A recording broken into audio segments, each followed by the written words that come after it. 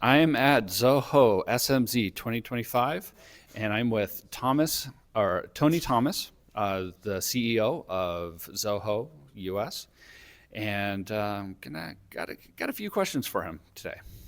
So, in the press release today, it was reported that you have a 40% year-over-year SMB customer growth in the first half of 2025. What's the single biggest driver of that acceleration for small businesses? Yeah, so we think that it's hard for us to know exactly. We do think that the economics of our offerings is the biggest driver. Companies today are dealing with increased costs, and needing to manage their business more tightly. And they look at Zoho as a integrated offering that gives you great value, and keeping costs down, of course, is a key priority for businesses. Yeah, and keeping costs down is really, really important. And I love that aspect about Zoho where you can get a suite of tools for one low price, especially if you're a solopreneur or just a few businesses. I know that that's big, especially when you're talking about like companies like Salesforce, and then you got to do email, and then you got sites on top of that, and then all of a sudden you're spending $300-400 a month on tools. Where with Zoho, you get that one low price. I love that. Which industries or company sizes led that growth, and what retention signals are you seeing? Yeah, so it's pretty broad-based, as you might imagine. Every company needs to deploy more technology, needs to use AI and other, advances in their tools, and the companies are seeing a lot of benefits from technology, and this is across the board. Certainly, there is, a little more emphasis on e-commerce and other, in terms of just sheer numbers, but the interest from companies is quite broad-based. Great, thank you. And as the US CEO, what are the top pain points that you are hearing from American small businesses right now? And which of today's launches directly affect that? Some of the news that you came out with today.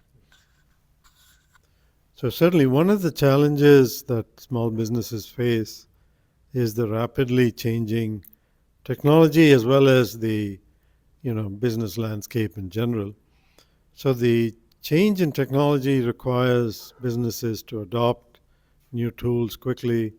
And as you can imagine, even with Zoho, we're offering a lot and navigating that, trying to find the right tool and the right combination of tools for your specific business is one of the challenges we're dealing with. So our approach to that is to try to create better, tools for customers to find information, as well as equip our partners and our own regional teams better in serving these kinds of needs. All right, going back to pricing, for a 5 to 20 person company, picking between Bigin plus Solo and Commerce or the broader Zoho products, or like even Zoho One, what would be your recommended for a good starter bundle, and what is the monthly per user ballpark that a company that size would probably be able to see? A lot of math on your on the spot. Sure. No, certainly we recommend companies look at their needs and start small. I mean, the thing you don't want to do is try to take on too much and then find it difficult to get everything working.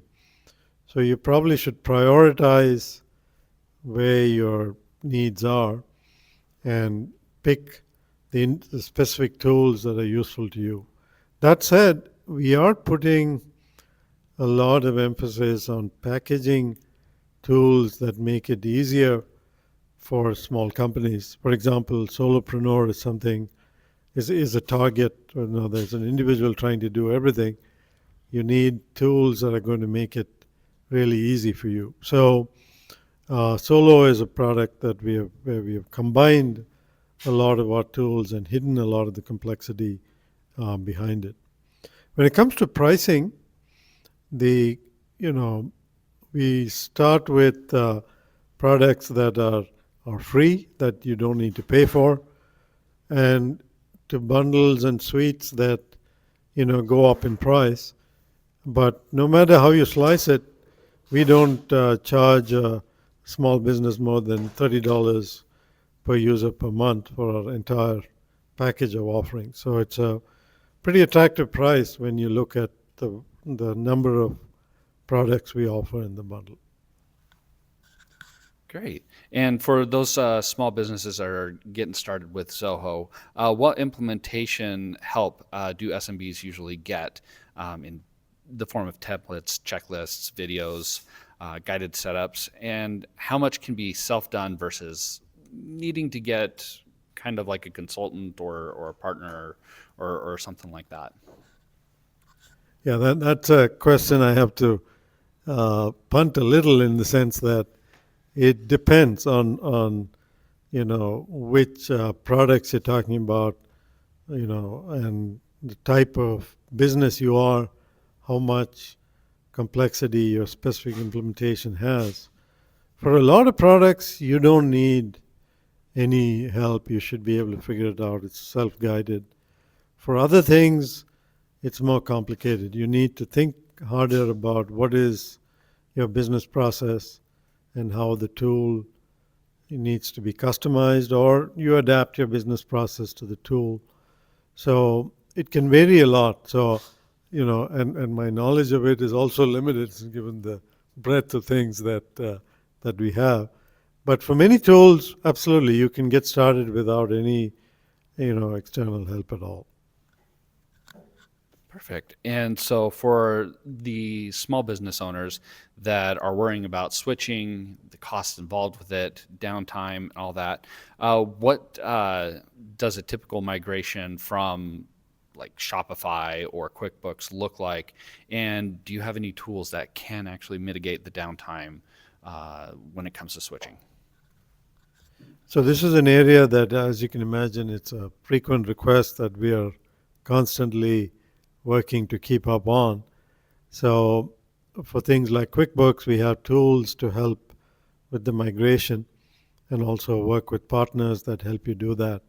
So we are able to offer a range of tools, but it's a constant game of keeping up with each product and adding the migration. So your mileage will vary depending on which product and suite you're talking about. I'm not sure about Shopify. I'll have to, get that information for you. But certainly for QuickBooks, we are helping customers with the migration. Awesome. Perfect. Switching over to data and privacy and reliability. With AI, data resilience, and model training, them being hot topics, can SMBs keep data out of the training corpora, the whole training model by default? And what are data retentions and deletions going on with your AI models? Yeah, so we are very privacy focused, as Raju mentioned this morning. We are looking at minimizing any information shared outside. I mean, certainly when it comes to using something like the large LLMs, OpenAI, and so on, customers make the choice of whether to use them, and any information that is shared. Certainly, we are using the APIs that ensure no customer data is used in training. So customers can feel pretty safe with using the Zoho suite when it comes to AI. And with the increasing regulation across geographies, managing compliance with AI is a priority for us. So being a privacy-focused company, these are items that we invest a lot in and pay a lot of close attention to, so our customers don't have to. All right. Well, it seems that we are out of time. Thank you so much for letting me interview you, and I appreciate all of the answers that you've provided. Thank you.